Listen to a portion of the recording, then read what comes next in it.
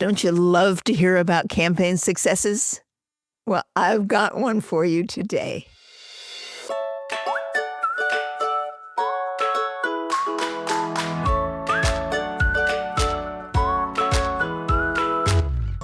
Welcome to All About Capital Campaigns, a podcast that provides fuel for your nonprofit's growth. Each week, Amy Eisenstein and Andrea Kihlstedt, co-founders of Capital Campaign Pro, provide practical tips about raising more money for your nonprofit organization. Here are your hosts, Amy and Andrea.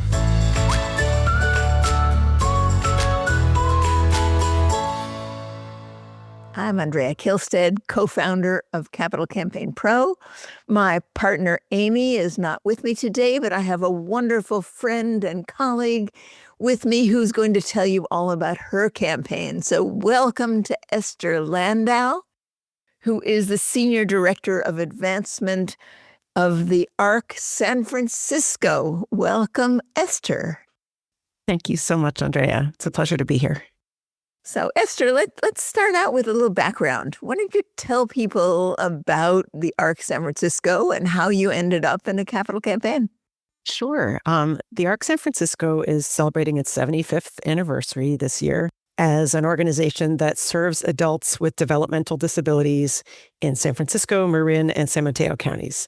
So it's a very local organization. And we serve about 800 adults. And about 4 years ago, we launched a strategic planning process to really look at how we knew we needed to grow. We didn't know what it would take to get there. But some of the key things that floated to the surface were the fact that our staff pay was not at all sustainable. It was not a living wage. And the outcome of that really impacts our participants is that our wait list is really long. And we're always going to have a wait list because there's new people coming out of the high school programs and so on. But the amount of time people were waiting was just really, frankly, unjust. And we found in the beginning of this process to do this campaign, as we were building the conversation points in our donor discussion guide, that it was helpful to look at really like the core piece of our strategic plan. The why of our capital campaign really had to be that people with developmental disabilities experience barriers to inclusion nearly everywhere they go, and that the ARC exists to work with them to remove those barriers. So we couldn't be a barrier to their success. We had to do something to bring more people in off the wait list. And so we launched a $3.3 million campaign to essentially shrink our wait list and grow our programs. And that's what we did. Right. And you started this campaign about 3 years ago? Yes, that's right. About 3 years ago. And we have 1 month to go. Just at the very end.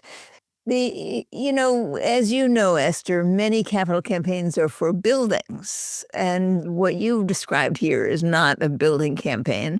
It is a capacity building campaign. It is a building campaign, but just of a different nature.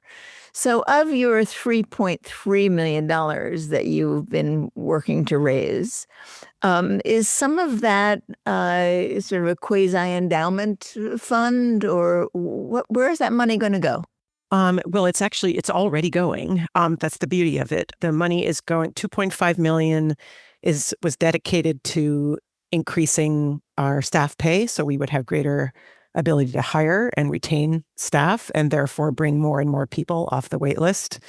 And then about $800,000 would be for the growth of our programs. So things like creating a new internship program that would help people build towards career skills with the San Francisco Rec and Park Department. That happened during this time. And also increasing the footprint of our health advocacy program into all 3 counties because the need is so great, but we haven't been able to hire enough funding to hire enough staff to provide those services. Right. Great. So Let's not hold people in suspense. You have a month to go in your on your $3.3 million campaign. Where are you in that campaign right now? And do you expect to get to your goal within a month? Yes, I'm manifesting manifesting that. But I'm also holding in my mind something that you once said, which was that the success of any campaign is that you got every dollar that was out there to get. And sometimes, you can set a goal and you're just doing your best to set that goal, and the money might not be there, or more money might be out there. So I think that's helping me for sure. Right. But yes, I'm manifesting. We have $150,000 left to raise. Yes, you really are just about at the squeaky end. And we are. Esther, I'm so glad you brought up that definition of campaign success. I actually think it's really important that people understand that. That when we start campaigns and we set these preliminary goals, these draft goals, no matter how careful we are, no matter whether we've done feasibility studies or other work, you're never sure really what's going to happen. And many campaigns have many surprises, both on the upside and the downside, right? We've had campaigns that started out with an $8 million goal that ended up raising $15 million. And we've had campaigns that started with a $10 million goal and stretched like mad to raise $8 million. And they were both successful. Right now, what made them successful? They raised every last dollar they could raise for that plan at that time. And I think that's such a great definition of success, right? If you were to have a campaign and you had set a campaign goal of $2 million, right? And you had raised $2 million, but you knew you had left $1 million on the table, right? That you hadn't even asked for, that would not count as a success in that definition. Correct. Right? Yeah. Yep. Exactly. So, okay, 3 years ago, here you are, often cooking, often heading to this campaign. You want to start out by telling us what surprised you most? What has surprised you in these 3 years? Yeah. A few things. The main thing is just how generous people are.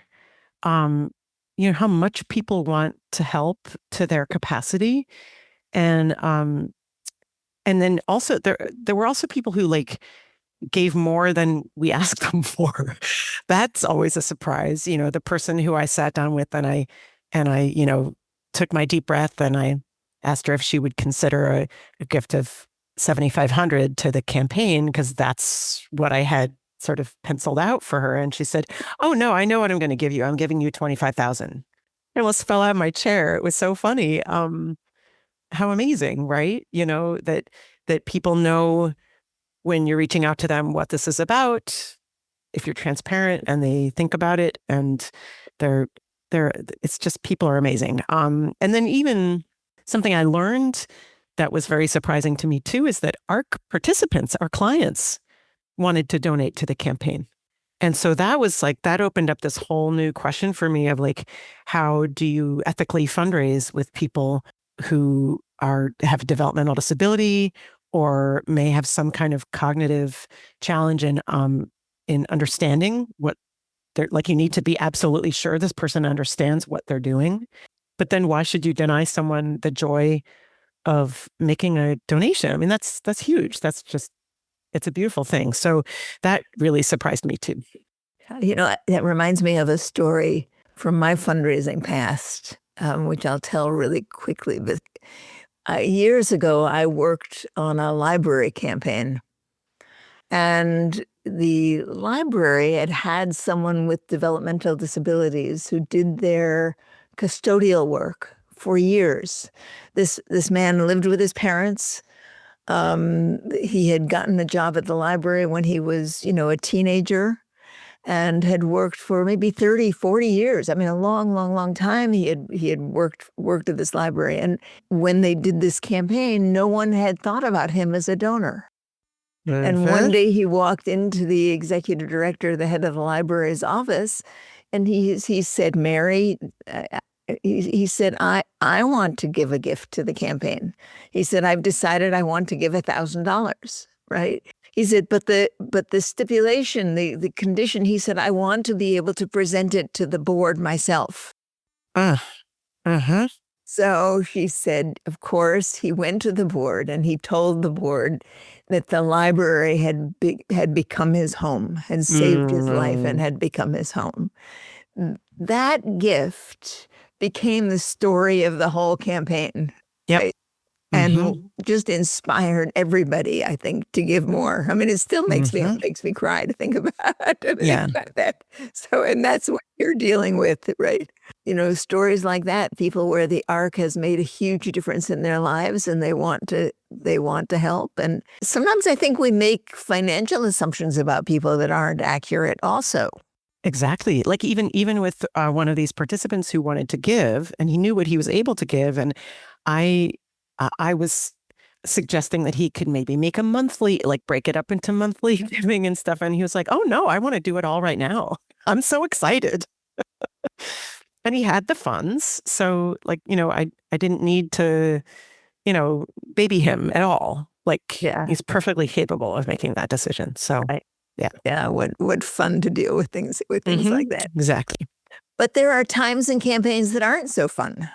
Correct. I will admit that there were parts at times in the campaign where it felt to me like I was dragging a bag of rocks behind me. Like I was moving, but it was like, everything just takes so long. I am a patient person, but the timeline is amazing. And also like people who specifically ignore the emails that are about sitting down to talk with them about a gift. Like they answer all your other emails. They're not ghosting you. They're like, they know what it's about, but you just, I would say that's probably was the biggest frustration in the campaign was the radio silence around from some people who normally would be communicative. So I had to learn to just kind of sit with that and not take it personally. Yeah. Did you find ways to deal with that? Creative ways to? Yeah. Deal with the frustration or deal with the trying Both. to get a sit down. Yeah. Right. Both. Dealing with frustration was just basically about, just like little pep talks, internal pep talks on, it's not about you. It's not about you. It's not about you, that kind of thing. But then as far as like, I would say my one hot tip that I have that didn't always work, but it often worked was when I was trying to get a meeting with someone, I would look up like on Yelp, a cafe that was either near their office or near their home. And I would put the name of the cafe in the subject line and say, can we grab a cappuccino at Chez Maman or whatever? So they would at least like open the email because it would be different from the other emails they were getting. That did work a number of times where I had a real sticky challenge. Yeah. Yeah. For the most part, did you find that when people did that sort of delay, it was because they didn't want to make a gift or they just didn't want to decide about it? I think the latter. That's my guess anyway. I mean, we had one of our lead gifts came after 9 months of patient outreach, cheerful persistence, as they say. Hello, I'm still here. And we sat down with him, and he was another one who ended up giving more than we asked, and has been an advocate for the campaign since then. And he like spoke at our public phase launch event. So yeah, I don't know what to say about the folks who still have never responded. I don't know. I don't know because they haven't told us. Right. At some point, as you get towards the very end of the campaign where you are now, your task becomes closing up loose ends, tying up loose ends. So even the people that haven't gotten back to you after months and months of trying, you can then change the communications. Yes. And say the campaign is coming to an end. right? I hope you will make your gift by such and such a time. And if not, am I to understand that you decided not to give to the campaign, right? You turn it so that you bring it to a close. Exactly. And you kind of you release, bless and release, You bless and release them. Exactly. Exactly. And for whatever reason, and they shouldn't feel sheepish or guilty about it, because I mean, I what I really want to communicate to people too is that, like, no is a complete sentence. Fine, right? Yes, I love it. It's really like, I'm an adult. I can handle your no, and it's absolutely legitimate answer to this question. Yes. Esther, I want to step back. I suspect that some of the people who are listening are curious to know what kind of a support staff you had for this campaign. Is it just you, or did you have other people helping you? In the beginning, it was just me. I have a director of communications who supported around the collateral. My executive director, Kristen, was my trustee sidekick too. We had a volunteer committee that came with its challenges too, like every volunteer committee, and they definitely put in a good amount of work. But no, we didn't hire like a person to keep the trains running, and that was a challenge. I wish that we had been able to, because I felt very split multiple times over the course of the campaign, because so many, you have multiple annual fund seasons and multiple annual fundraising events, and on top of keeping this beast moving down the road. Yeah, anyone who can manage to get some support, I would recommend it. I know, as far as a campaign consultant, you worked with Capital Campaign Pro. Yes. And you were assigned an advisor, Zan Blake. Yes. What was that process like for you? It was so phenomenal to have Zan as a coach, mentor, consultant. I learned a huge amount from her, and I really appreciated her high level perspective and her knowledge about how, like, different campaigns have worked. Her support and advocacy with our board of directors, letting them know that Kristen and I would be very involved in this project, that we might not be as available to them, and that they would be expected to step up. It was really helpful to have her voice in the room around that, and her training on our little feasibility study team. We did a guided feasibility study with her, which I was like, that was worth its weight in gold. I was still relatively new to the ARC, so I get to meet all these donors. Like, how do you send out some stranger to go meet your donors? I don't understand why people do that. It was phenomenal. So, and just the regular cadence of meetings and keeping us focused on track to the things that really mattered. Yeah, it was invaluable. I owe a huge debt of gratitude to Zan. Yeah, that's fantastic. It's always wonderful to hear that. Zan is a terrifically talented woman, and you learned a lot from Zan. One of the things that we do at Capital Campaign Pro, which is just so valuable, even to me, every week we have a drop-in call for our advisors that they can come to or not as they wish. There are, I think, 12 advisors, and people come when they have, campaigns that they're advising to and have questions that have come up, and they want some other advice from other experts. And we have these amazing conversations among experienced campaign people about how to deal with this or how to deal with that, right? And then that, in some cases, that's really helpful for them as they go back and work with their clients. But I thought, I would have given anything as a young consultant to have that kind of a resource, right? To be able to have a group of really experienced consultants to call on weekly, right, for things. I'm so happy that it's part of Capital Campaign Pro. It just makes my heart warm that's the way it works. Yeah, and I loved, like, occasionally Zan would say, I'm going to go back to the group and see what they have to say. Right. And it's just so fun to hear about these campaigns and what's going on in the campaigns. Makes us all smarter and wiser and better. Yeah, exactly. So Zan has told me that you are wonderfully resourceful and good at engaging donors, at communicating with them and engaging them, at events, for example. Uh-huh. She said that you really have done a remarkable job of that in all sorts of ways. Are there particular things you found to be useful? Sure. I mean, the ongoing friendly cultivation of donors is just a part of how I think about doing the work, and staying connected with them as people. But as far as the sort of teaching the lessons of the campaign and bringing people in more deeply to like the problem we're trying to solve, we did our public phase launch event where we invited donors who had already given to the campaign and people who we hoped would give to the campaign. We hoped that the donors who already gave would make a second gift and so on. And as part of the program, we had an immersive experience on the ground floor of our building.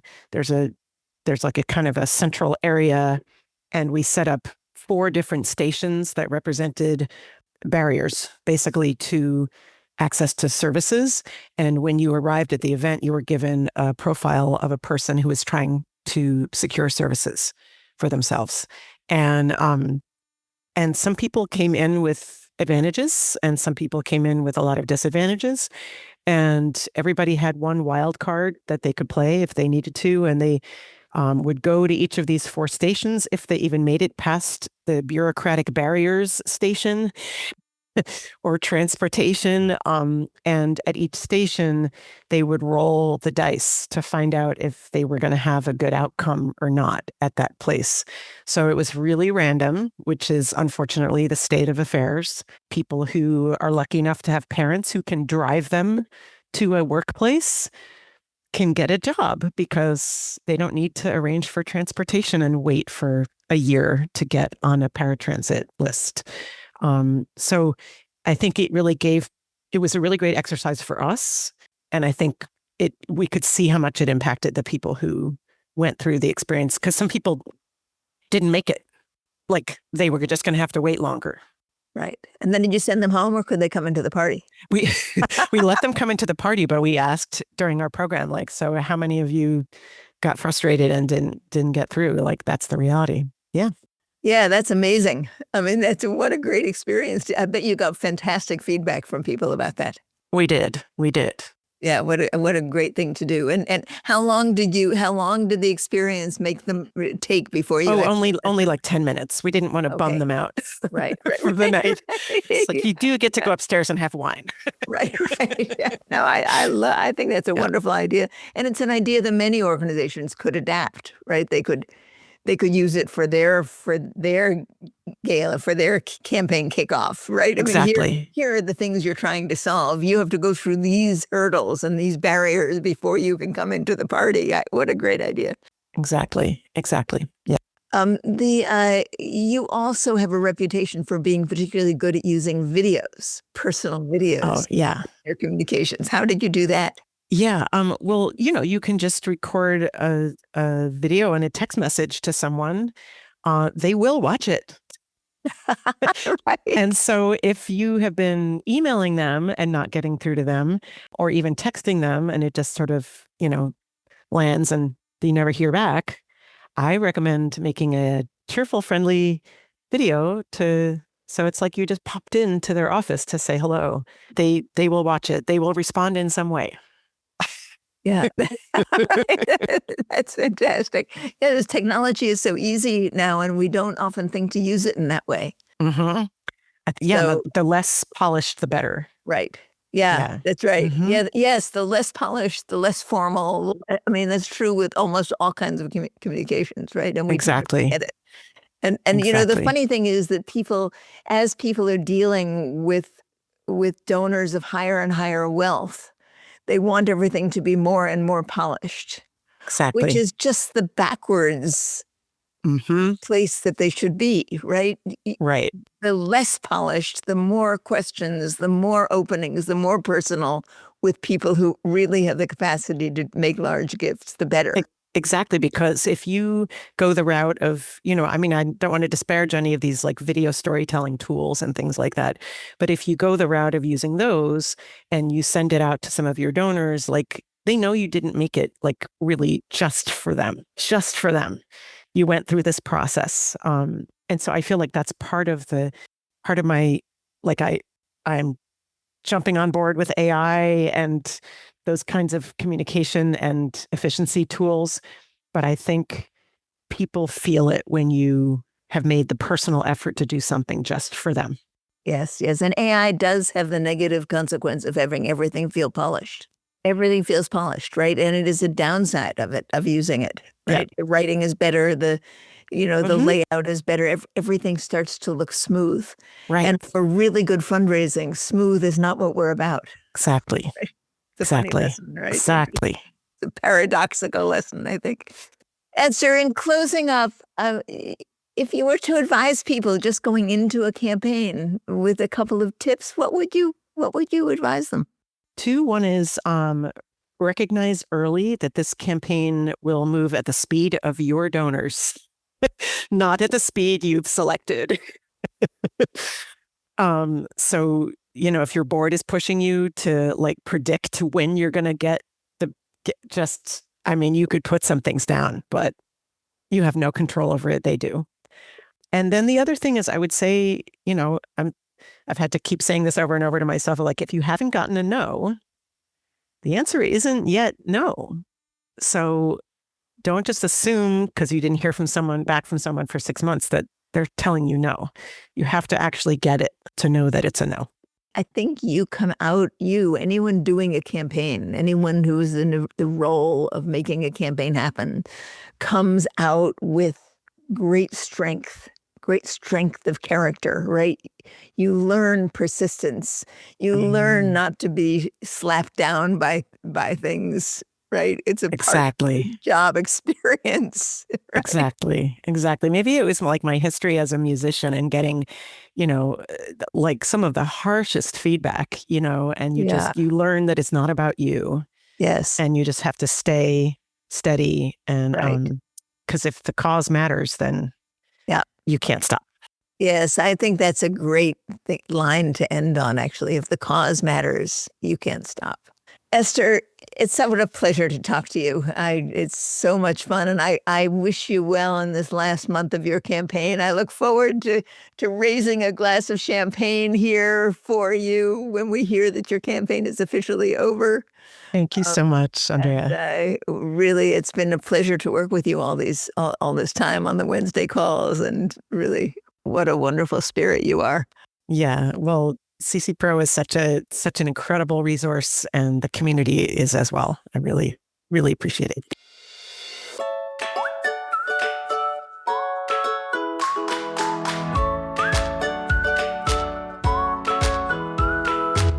Thanks for joining Amy and Andrea for today's All About Capital Campaigns. To learn more about them and their work with organizations like yours, visit capitalcampaignpro.com, where you'll find all the help you'll need for your campaign. And please subscribe, then rate and review us on your favorite podcasting platform. Thank you.